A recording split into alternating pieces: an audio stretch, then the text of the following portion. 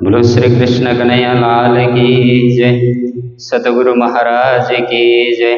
श्री प्राणनाथ प्यारे की जय। हो मेरी वासना तुम चलो अगम के पार। हो मेरी वासना, हो मेरी वासना तुम चलो अगम के पार। हो मेरी वासना अगम पार पार पार, अगम पार पार पार। ताहा है तेरो करार, ताहा है तेरो करार। तू देख निज दरबार अपना, सूरत यही संभार। तुम चलो अगम के पार। हो मेरी वासना, हो मेरी वासना तुम चलो अगम के पार। हो मेरी वासना, हो मेरी वासना। तू कहाँ देखे इन खेल में, तू कहाँ देखे इन खेल में। ए तो पढ़्यो प्रतिबिंब, ए तो पढ़्यो सब प्रतिबिंब। प्रपंच पाँचों तत्व मिल सब, प्रपंच पाँचों तत्व मिल सब। खेलत सूरत के संग, हो मेरी वासना, हो मेरी वासना तुम चलो अगम के पार। हो मेरी वासना। या में गुणी ज्ञानी मुनि महंत, या में गुणी ज्ञानी मुनि महंत। अगम कर कर गाए, अगम कर कर गावे। सुने सीखे पढ़े पंडित, सुने सीखे पढ़े पंडित। पार कोई नहीं पावे, पार कोई नहीं पाए। तुम चलो अगम के पार। हो मेरी वासना, हो मेरी वासना। अब पार सुख क्यों प्रकाशिए, अब पार सुख क्यों प्रकाशिए। ए तो है अपनो विलास, ए है अपनो विलास। श्री महमत मनसा मिट गई, श्री महमत मनसा मिट गई। सब सुपन केरी आस, सब सुपन केरी आस। तुम चलो अगम के पार, ओ मेरे वासना, ओ मेरी वासना। तुम चलो अगम के पार, ओ मेरी वासना, ओ मेरी वासना। तुम चलो अगम के पार, ओ मेरी वासना, ओ मेरी वासना, ओ मेरी वासना। बोलो श्री सतगुरु महाराज की जय। कुली दज्जाल अंधेर स्वरूपे, त्रिगुण को पाड़े त्रास। सूर शिरोमन साध संग्रामे, पीछे पटक किए निराश, पीछे पटक किए निराश। बोलो कृष्ण कन्हैया लाल की, श्री निजानंद स्वामी की, श्री प्राणनाथ प्यारे की, महारानी बाईजुराज की, महाराजा छत्रसाल की, गुरुजी मंगलदास महाराज की, श्री कृष्ण प्रणामी धर्म की, तीनों पुरी धाम की, सर्व सुंदर सात की। मोह फांस बंद दिए, दुनि को प्रणाम। उपस्थित धर्म प्राण शिरोमणि सुंदर साथ जी, माताएं, बहनें, भाइयों, देखिए कम बोलना, कम बोलने से वाणी का संयम होता है। इसलिए जितना हो सके हम कम बोलें। जैसे आप देखिए कई लोग ज्यादा बोलते हैं, सार कुछ नहीं होता है, बोलते बहुत ज्यादा है, पर उस बोलने का सार क्या है, क्यों बोल रहे हैं, अनुसंधान कीजिए तो सार कुछ नहीं निकलता है। बस बोलते हैं, बोलना आता है, बोलते हैं। कुछ लोग कम बोलते हैं, पर कम बोल करके भी कम शब्दों में सार तत्व बताया जाए तो उसका महत्व ज्यादा होता है। ज्यादा शब्दों में सारहीन तत्व बताया जाए उसका कोई अर्थ नहीं, उसका कोई मतलब नहीं। इसलिए हमारे ज्ञानियों ने कहा पानी का संयम, वाणी का संयम, द्रव्य का संयम, तीन चीजों का संयम होना चाहिए। पानी का संयम इसलिए कि हम ज्यादा पानी खर्च करेंगे तो दूसरों को नहीं मिलेगा, इसीलिए उतना ही हम खर्च करें, जरूरत से ज्यादा खर्च न करें। गिलास भर पानी लेकर के आधा पिए, आधा फेंक दिया, कई लोगों का स्वभाव होता है ना। जितना पीना है उतना ही लेना चाहिए। कई लोग चाय लेते हैं ना गिलास भर के, फिर आधा पीते हैं, आधा छोड़ देते हैं। तो पानी का संयम करने से दुनिया में पानी की कमी नहीं रहेगी, सबको पानी मिलेगा। परमात्मा ने सृष्टि की है तो सबके लिए पानी की भी कहीं ना कहीं कुछ ना कुछ व्यवस्था की है। कुछ लोग ज्यादा पानी गिरा देते हैं तो कुछ लोगों को नहीं मिलता।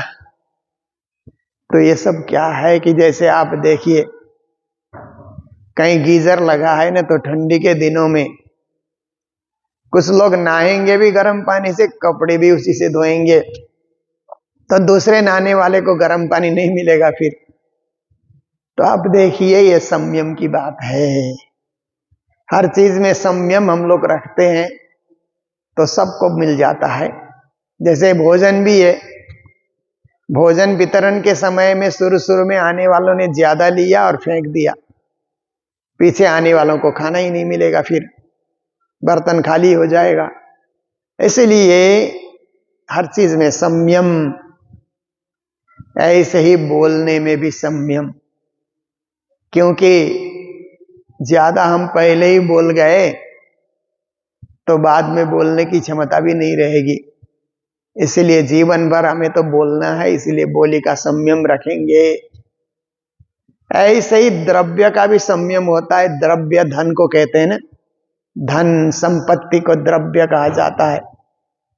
उसका भी संयम रखना चाहिए। ज्यादा खर्च करना, फोकट में खर्च करना, अनावश्यक फजूल खर्ची बनना, जरूरत नहीं है खर्च किए जा रहा है, ऐसे नहीं होना चाहिए। जरूरत है खर्च करिए, जब जरूरत ही नहीं है तो क्यों खर्च करना, क्यों द्रव्य को बहा देना।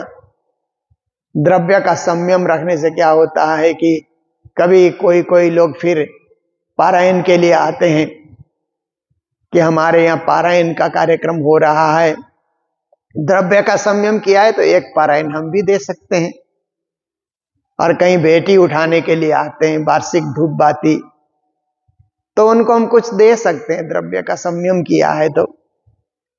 नहीं संयम है तो खाली हाथ रह जाएंगे, पहले ही खर्च कर दिया, बचाया कुछ नहीं। तो जितने भी आज दुनिया में परोपकार हो रहे हैं द्रव्य के संयम से, लोग द्रव्य का संयम करना बंद कर देंगे तो परोपकार का जो चैप्टर है ना वो क्लोज हो जाएगा। कोई किसी का भला नहीं करेगा, फजूल खर्ची बनेंगे। तो इसलिए हर चीज का संयम संयम संयम ये बहुत जरूरी है। इसलिए हम लोग वाणी सुनते हैं, तारतम सागर का रसपान करते हैं कि हम संयमित बने और हर जगह हम उसका सच्चा उपयोग करें, दुरुपयोग न करें। कोई भी चीज का अच्छा उपयोग तो करना चाहिए, वक्त में उपयोग नहीं किया तो द्रव्य का संचय भी किस काम का।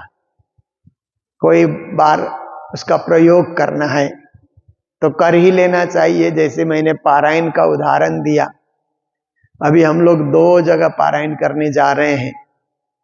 एक तो हम लोग जो हमारा प्राचीन मंदिर है श्री कृष्ण प्रणामी मंदिर इच्छे,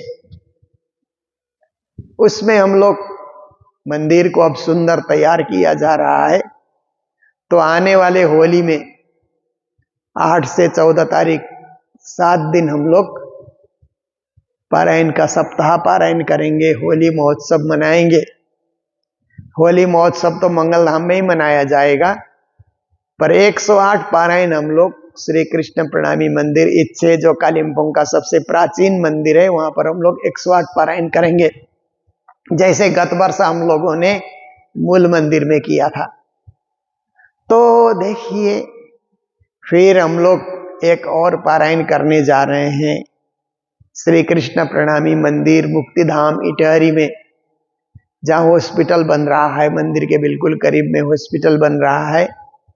उस हॉस्पिटल के उद्घाटन के लिए अप्रैल के महीने में हम लोग 6 से 14 अप्रैल में, ठीक कालिम्पोंग के 108 पारायण के बाद इटहरी में 108 पारायण है, उससे पारायण से हॉस्पिटल को मदद हो जाए, ये हम लोगों की सोच है, भावना है। तो आप देखिए, कहीं भी पारायण होते हैं, कहीं भी पूजा होती है, कहीं भी आरती होती है, तो आरती में द्रव्य डाला जाता है।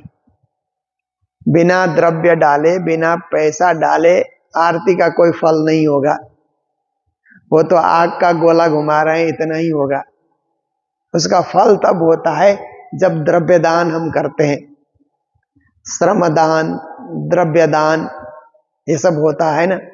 हमने आकर के जल्दी जल्दी आए, आरती सजा करके हमने सब तैयारी की, उसमें तो शरीर का श्रम हुआ, पर उस आरती में कुछ दक्षिणा हमने डाल दिया तो द्रव्य दान भी हो जाता है। तो फिर प्रेम से आरती उतारिए।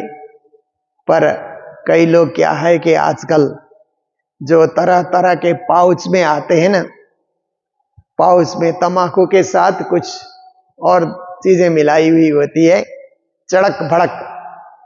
ड्राइवर लोग, नाइट ड्राइव करने वाले ज्यादा उसका इस्तेमाल करते हैं, तो वो चड़क भड़क से उनको नींद नहीं आती है। पर सर्वसाधारण को उसको क्या जरूरत है? सर्वसाधारण तो अपने संयम से रहे, सात्विक रहे, तो इस प्रकार से भी द्रव्य को बचाया जा सकता है। तो द्रव्य बचने से समाज की सेवा होगी, मानवता की सेवा होगी, परोपकार होगा। श्री जी महाराज आज की चौपाई में हमें समझा रहे हैं, कलियुग चल रहा है। अब युग को हम बदल नहीं सकते हैं, पर अपने को बदल सकते हैं।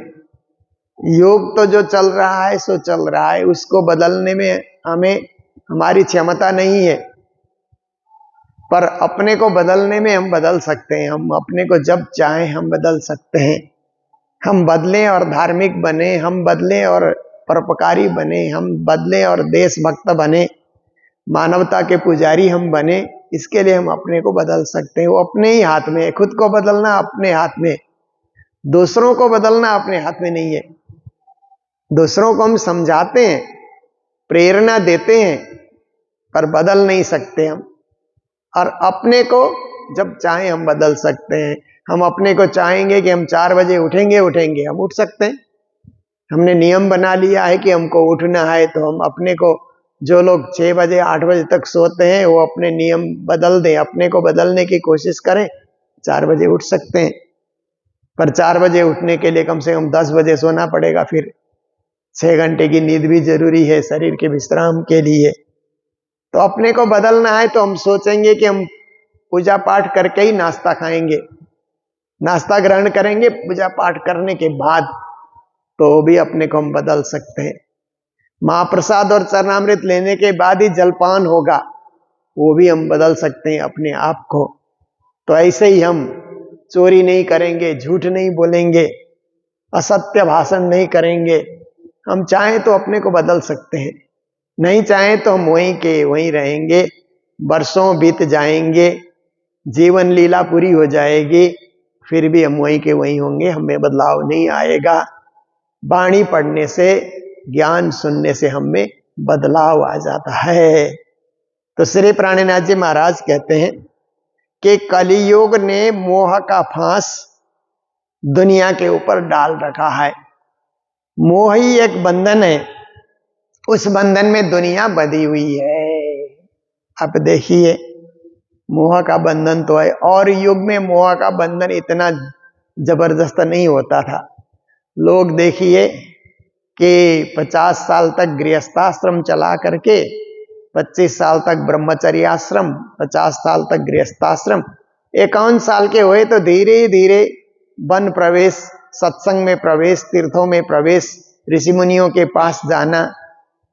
इतना मोह नहीं होता था, बेटे को दे देते थे। जैसे दशरथ का उदाहरण देखिए, श्री राम को राजगद्दी देने की तैयारी उन्होंने पूरी कर ली। एक दिन सुबह सुबह उन्होंने आईने में देखा तो यहाँ के केस उनके सफेद सफेद दिखलाई दिए। दशरथ ने सोचा, अरे केस सफेद हो गए, इसका मतलब है अब भजन भक्ति का समय आ गया, राज करने का समय चला गया। इसीलिए प्रभु राम को राज देने के लिए तैयार हो गए।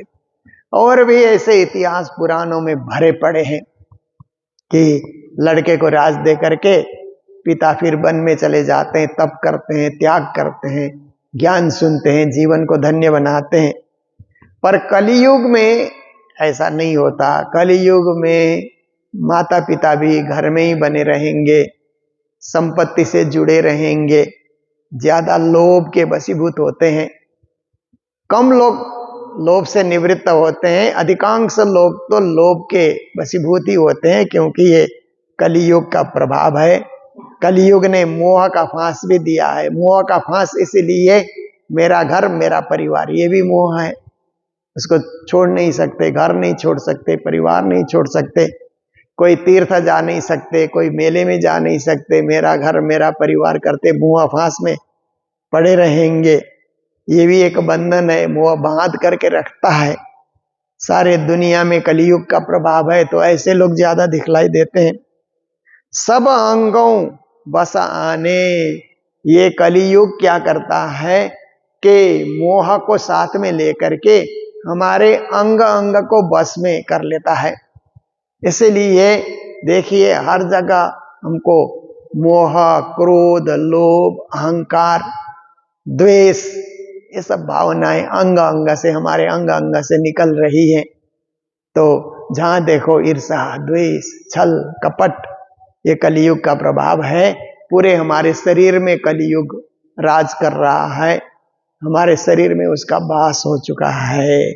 तो इस तरह से लोभ और मोह का विस्तार, राज करे सिर सबन के, सबके सिर में बैठ करके वो राज कर रहा है। देखिए पहले युग में ऐसा नहीं था। हमने गुरुजनों से एक कथा सुनी थी कि राजा युधिष्ठिर का राज शुरू हुआ ना, जब कौरव लोग सब मारे गए, पांडव लोग जीत गए, तो युधिष्ठिर को राजा बनाया। ये तो कलयुग आया नहीं था अभी, द्वापर का अंत चल ही रहा था। कलयुग तो श्री कृष्ण के जाने के बाद आता है। तो युधिष्ठिर राज कर रहे थे। तो उन्हीं दिनों में क्या हुआ कि एक आदमी ने अपनी जमीन किसी दूसरे को बेच दिया, क्योंकि ये खरीद बिक्री का कार्य तो शुरू से होता ही था। पहले पहले लिखा पढ़ी कम करते थे, बाद में लिखा पढ़ी का भी काम शुरू हो गया। आज तो रजिस्ट्रेशन का सब होता है। तो एक आदमी ने दूसरे आदमी को जमीन बेची, और जमीन बेचने के बाद दूसरा आदमी उसमें खेती करने लगा। उसने हल चलाया उस जमीन में, तो हल चलाते चलाते एक जगह एक मिट्टी की हंडी मिली। उसने उस हंडी को जैसे ही बाहर निकाल करके देखा, तो उसमें तो सोने की असरफियां भरी हुई है। पहले के लोग क्या करते थे, बैंक की व्यवस्था नहीं थी, तो जमीन में ही धन गाड़ करके हंडी में सब मोहर असरफी उसमें डाल करके जमीन में दबा देते थे। जब तक वो जिंदा है पता होता था, किसी को बताया तो ठीक है, नहीं बताया तो जमीन में गड़ा रहेगा। गाड़ धन उसको कहते थे ना, जो जमीन में गाड़ा गया, जमीन में उसको सुरक्षित रखा गया। तो उसने देखा कि अब ये मोर असरफी पे मेरा अधिकार नहीं है, क्योंकि ये तो जिसने बेचा उसका अधिकार है। तो बिक्री करने वाले को उसने बुलाया और कहा कि भाई साहब, आपने जमीन मुझे बेची, तो जमीन में से ये हंडी में सोने असरफी निकले, ये आप ले करके जाइए, क्योंकि मैंने जितना पैसा दिया है वो तो जमीन का पैसा दिया है, ये हंडी और मोर असरफी का पैसा मैंने नहीं दिया है, आप अपना ले करके जाइए। तो बेचने वाला बोलता है कि अरे भाई, मैंने तुमको जमीन बेची तो जमीन में हीरा निकले, मोती निकले, सोना निकले, असरफी निकले, मुझे क्या है? जमीन बेची तो सब कुछ तेरे को दे दिया मैंने, अब मेरा क्या हक है? इसीलिए मैं नहीं ले जाऊंगा। तो बड़ा मुश्किल हो गया। खरीदने वाला सोचता है कि ये लेके जाए, बेचने वाला सोचता है हम क्यों ले जाएं, जब हमने बेच दिया बात ही खत्म हो गई, लेन देन कुछ रहा ही नहीं। तो दोनों में विवाद हुआ। तो युधिष्ठिर राजा थे, युधिष्ठिर के पास दोनों जने जाकर के पहुंचे, अपनी कहानी बताई। तो युधिष्ठिर ने अच्छी तरह सुन करके उन्होंने निर्णय दिया कि देखो, मेरा निर्णय ऐसा है, मैं तो सत्य पे विश्वास रखता हूं, सत्यवादी हूं, इसलिए ऐसा क्यों न किया जाए कि इस धन को आधा आधा कर दिया जाए, आधा बेचने वाला ले जाए, आधा खरीदने वाला रख ले, तो तुम लोगों में प्रेम प्रीति भी बनी रहेगी और आपस में विवाद भी नहीं होगा। उन्होंने ये फैसला दिया। तो देखिए, द्वापर युग था, इसलिए सत्य का सहारा लेकर के युधिष्ठिर ने फैसला दिया। अगर यही घटना कलयुग में होती, कलयुग में किसी ने जमीन बेची होती और किसी ने खरीदी होती, तो जिसने जमीन खरीदी उसमें से सोना निकले या कुछ निकले, वो पहले वाले को बताता ही नहीं। कलयुग में क्यों बताएगा? उसके दिमाग में तो कलयुग राज कर रहा है, इसलिए कहेगा ये सारा मेरा है, पहले वाले को कुछ बताना ही नहीं है। और पहले वाले को पता लगे तो वो भी मांगने आ जाएगा फिर कलयुग में, तो उसके दिमाग में भी तो कलयुग राज कर रहा है, वो मांगने पहुंच जाएगा। और जब सरकार को पता लगेगा तो सरकार तो ये कहेगी कि जमीन के नीचे जो कुछ भी निकलता है वो सरकारी धन होता है, उसमें किसी का ऊपर ऊपर खेती करो सो ठीक है, पर जमीन के अंदर जो कुछ निकल रहा है वो सरकार का है। तो सरकार उसको जब्त कर लेती कलयुग में, क्योंकि सरकार में भी तो कलयुग सिर पे राज कर रहा है, ऐसे लोग ही तो सरकार में भी नियुक्त होते हैं। पर द्वापर युग में, त्रेता में, सत्य युग में तो सत्य सत्य का व्यवहार होता था, क्योंकि उस समय सिर पे कलयुग का राज नहीं होता था। तो श्री जी कहते हैं राज करे सिर सबन के, कलयुग सबके सिर पे बैठ करके राज कर रहा है। इसलिए लोग क्या करते हैं कि कलयुग में दो नंबरी धंधा ज्यादा करते हैं ना, मिलावट का धंधा ज्यादा करते हैं। अब देखिए कि खाने पीने की चीजों में भी लोग मिलावट कर देते हैं, दवाई औषधि में भी मिलावट कर देते हैं। कई कई कंपनियां ऐसी नकली कंपनियां हैं कि उसी नाम से दवा बना दिया, वहां वो केमिकल पूरे डले हुए नहीं होते हैं। इसलिए आप देखिए कि कलयुग में ये गलत धंधा करने वाले, कलयुगी धंधा करने वाले ज्यादा मिल जाते हैं। कपड़े में आप देखिए, कपड़े खरीदने के लिए अब जब हाट बाजार में जाते हैं तो वही कपड़ा है, पहले बोलेंगे 100 रुपया मीटर है, आप काम कम कराते जाइए तो वही 50 रुपया मीटर में भी देते हैं, कई कई तो 25 तक भी आ जाते हैं। तो सिर पे कलयुग राज कर रहा है ना, इसीलिए 25 का बढ़ा करके 100 कर दिया उन लोगों ने।